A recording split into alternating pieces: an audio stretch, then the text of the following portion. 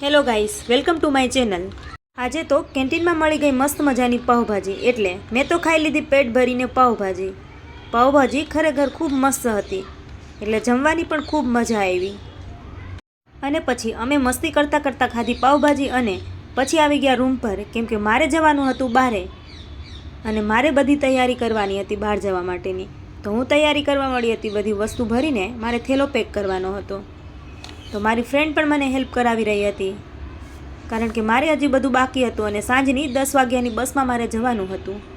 બહાર જવાનું અર્જન્ટ નક્કી થયું હોવાથી મારે બધી તૈયારી બાકી હતી, પણ શું કરું, બહાર જવાનું હતું એટલે તૈયારી તો કરવાની જ હતી।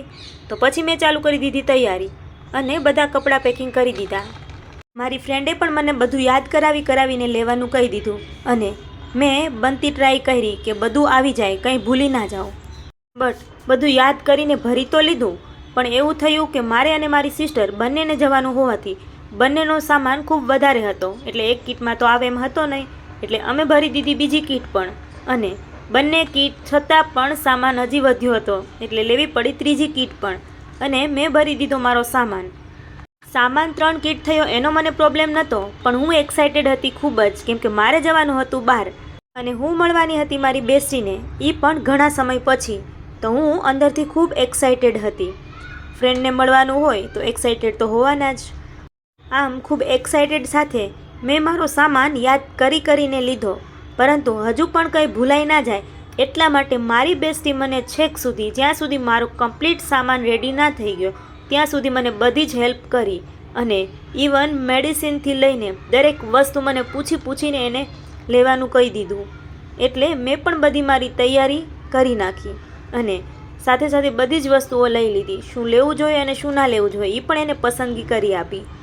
હા, અંદરથી એક્સાઇટેડ તો હતી જ, પણ ઉતાવળ પણ હતી, કારણ કે વાગી ગયા હતા રાતના 9 અને મારે જવાનું હતું 10:15ની બસમાં। તો પછી ઉતાવળ તો હોવાની જ, કારણ કે બધું પેકિંગ બાકી હતું એટલે। અને પછી ફાઇનલી બધું યાદ કરીને મેં અને મારી ફ્રેન્ડ બંનેએ સાથે મળીને કરી નાખ્યું મારું પેકિંગ, અને હવે હું રેડી થઈને નીકળી ગઈ છું જવા માટે, કારણ કે મારે બસનો પણ ટાઈમ થઈ રહ્યો હતો અને પહોંચવાનું હતું બસ સ્ટેન્ડ। અને ફાઇનલી હું પહોંચી ગઈ છું બસ સ્ટેન્ડ।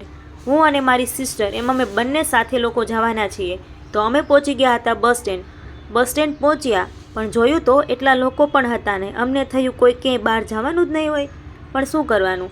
પછી ધીમે ધીમે લોકો આવવા લાગ્યા, તો મારા ફેસ ઉપર પણ સ્માઇલ આવી ગઈ અને હું ખુશ થઈ ગઈ, કારણ કે કોઈક સપોર્ટ તો જોઈએ ને, આમ એકલા જાવું તો ના મજા આવે। નીકળવાનું હતું રાતના મોડા, એટલે આપણે તો એટલું રેડી થવાનું હતું નહીં, કારણ કે બસમાં બેસીને આપણે તો સૂવાનું જ હતું। બટ બસ સ્ટેન્ડ પહોંચ્યા પછી રિયલાઇઝ થયું કે 1 કલાક બસ લેટ આવી।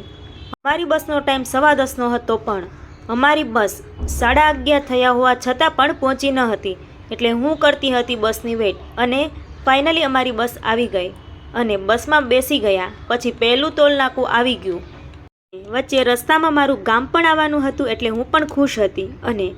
અને પછી રાતના અરાઉન્ડ 2 વાગે અમારી બસે લીધો સ્ટોપ, એટલે હું ફ્રેશ થવા ઉતરી ગઈ નીચે, અને બહારનો નજારો જોઈને અમે ફરીથી નીકળી ગયા જવા માટે।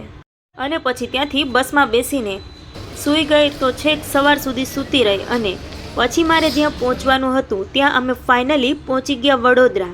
મારે આવવાનું હતું વડોદરા, કારણ કે અમારે જવાનું છે વડોદરાથી બહાર, અને ફાઇનલી હું મારી બેસ્ટીને મળવાની છું, અને આ સવાર મારા માટે સ્પેશિયલ હતી, કારણ કે હું મળવાની છું અને અમે લોકો જવાના છીએ બહાર। તો હું ખૂબ એક્સાઇટેડ હતી, ખુશ હતી, અને ફાઇનલી હું મારી ફ્રેન્ડને મળી, સાથે સાથે મારું રમૂજી પર્સન શિવુને પણ મળી, અને સવારમાં શિવ તો ખાવા મળ્યો સ્વીટ, અને અમને જોઈને ખૂબ ખુશ પણ હતો, એટલે હું પણ ખુશ થઈ ગઈ। અને પછી હું આવી ગઈ બાલ્કનીમાં, કે મારે જોવાનો છે સવારનો વડોદરાનો નજારો, અને આ નજારો જોઈને હું ખૂબ ખુશ થઈ, અને બાલ્કનીમાં વાવેલા છોડને જોઈને મને ખૂબ તાજગી અનુભવાઈ। અને પછી હું તો ઊભી રહી ગઈ બાલ્કનીમાં જ થોડી વાર, કારણ કે મને ખૂબ મજા આવતી હતી આ બધું જોઈને, કારણ કે 1.5 વર્ષ પછી મને ફરીથી મારી ફ્રેન્ડને મળવાનો ચાન્સ મળ્યો અહીં વડોદરામાં। એમ તો ગામડે એકાદ વાર મળેલા, પણ અહીં વડોદરામાં અમે સેકન્ડ વાર ફરીથી મળ્યા, એટલે હું ખૂબ ખુશ હતી। અને પછી બહારનો નજારો જોઈને હું તો આવી ગઈ અંદર, અને પછી હું જોવા લાગી રંગબેરંગી માછલીઓને, તે જોઈને હું ખૂબ ખુશ થઈ. અને પછી હવે અમારે કરવાનો હતો ફ્રેશ થઈને નાસ્તો, એટલે અમે તૈયારી કરી નાખી નાસ્તો બનાવવાની. મેં, મારી ફ્રેન્ડ અને મારી સિસ્ટરે. અને ફાઇનલી અમે બનાવ્યા બટેટા પૌવા. અને ફાઇનલી બટેટા પૌવા તૈયાર કર્યા પછી અમે સૌએ ભેગા મળીને ખૂબ ખુશ થઈને નાસ્તો કર્યો. અને હવે મળીશું આપણે નાસ્તા પછીની એક્ટિવિટીના વ્લોગમાં. ત્યાં સુધી બાય.